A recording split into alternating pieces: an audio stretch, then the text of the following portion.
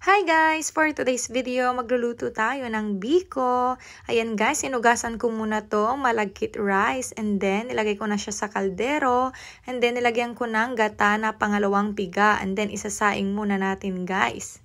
So habang nagsasaing tayo, ayan, isasalang ko na rin itong unang piga na gata ng niyog.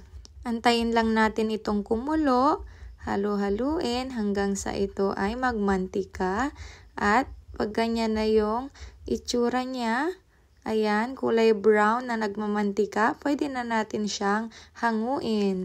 And then, i-prepare naman natin itong panotcha or damog kung tawagin sa amin. Hinati-hati ko lang siya.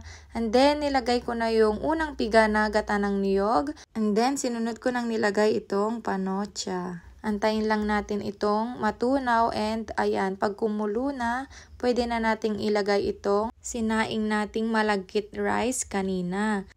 Halo-haluin lang natin. Ayan, sige lang, halo-haluin lang natin. Hanggang sa ganito na yung itsura niya, pwede na natin siyang hanguin. Ayan guys, so tamang-tama lang yung pagka-malapot niya. So sa mga nagki-crave dyan ng biko, masarap, pang kape sa umaga, pang merienda sa hapon.